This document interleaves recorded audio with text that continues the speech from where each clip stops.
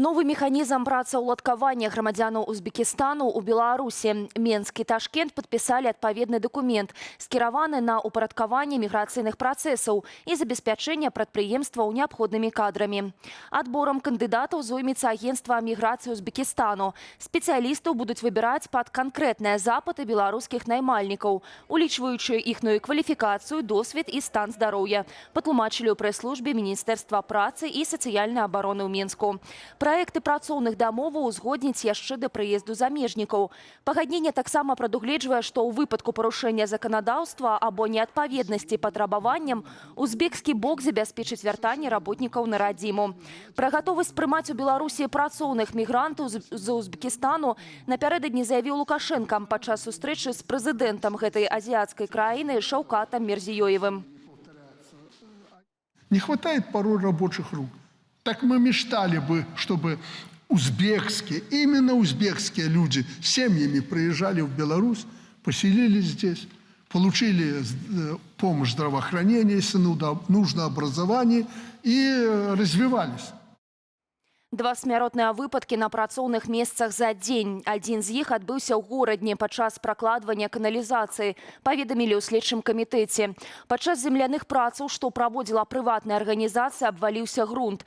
41-гадовага дырэктара кампаніі, які ў гэты момант быў у траншэі, засыпала зямлёй. Ад атрыманых траўмаў ён загінуў на месцы. А ў Магілёве 65-гадовы зваршчык на будаўнічай пляцоўцы адкрыў дзверы грузавога ліфту і зрабіў крок, не пераканаўшыся, што кабіна на месцы. У выніку мужчына ўпаў у шахту з вышыні каля 6 метраў. Траўмы аказаліся смяротныя. Сёлета ў красавіку Мінпрацы заяўлялі, што за апошнія 20 гадоў выпадкаў вытворчага траўматызму паменела ў 3 разы, смяротнага ў 2. Гэтак летась зафіксаваны гістарычны мінімум смерцяў на вытворчасці – 103 выпадкі. Былы старшыня гомельскага гарвыканкаму Владзімір Прывалаў атрымаў новую пасаду. Ён ачоліў адміністрацыю свабоднай эканамічнай зоны Гомель-Ратон, вынікае з пастановы Савету міністраў. На гэтай пасадзе ён змяніў Дмітрыя Лебедзя. Пасля звальнення з гарвыканкаму ў траўні Прывалаву прагназавалі павышэнне і перавод на працу ў адно з міністэрстваў у Менск. Аднак гэтага не адбылося. Раней Флагшток пісаў, што чыноўнік стаўся фігурантам крымінальнай справы, звязанай з махінацыямі з нерухомасцю.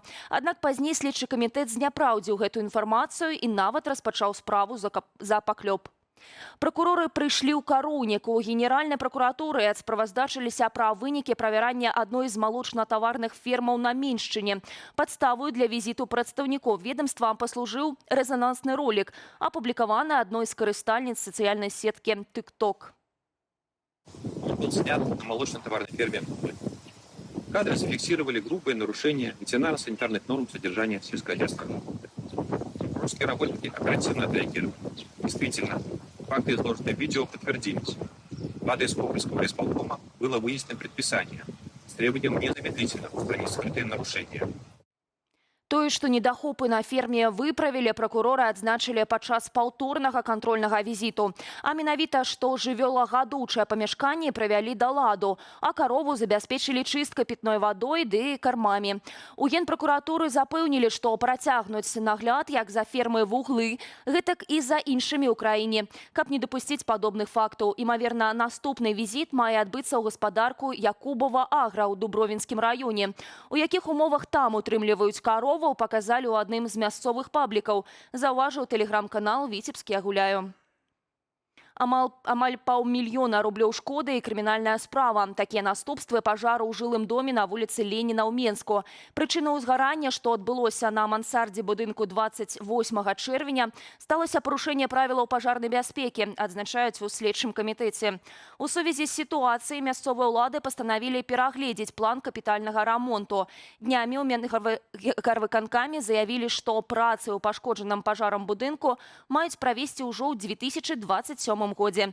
Іх план распрацуюць ужо сёлета. Пры гэтым працягваюцца аднаўленчыя працы. На будынку ўжо паставілі часовы дах ды расчысцілі паддашкавае памяшканне. Таксама на аб'ект пачалі паступаць першыя канструкцыі для кроквеннай сістэмы. Карыстальнікі прыладаў ад Apple сутыкнуліся з праблемамі пры запуску мабільных праграмаў Альфа-банку. Збоі закранулі сервісы INSNC і разумны падарожнік. У фінансавай установе патлумачылі сітуацыю вонкавымі абмежаваннямі. Міжнародная арганізацыя, што адказвае за бяспеку злучэння, адклікала лічбавы сертыфікат банку праз санкцыі. Смартфоны бачаць гэта і блакуюць доступ.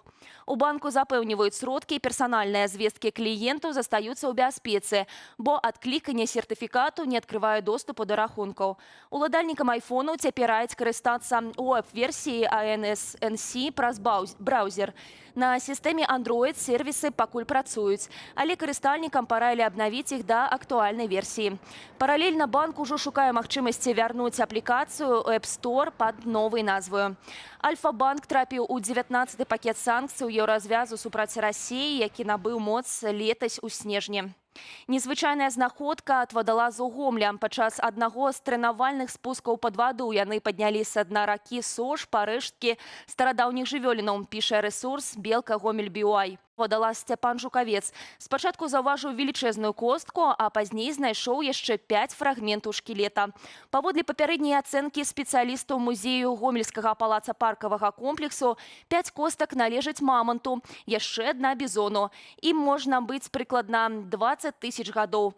Аднак дакладны ўзрост парэштку высветляць адмыслоўцы падчас экспертызы.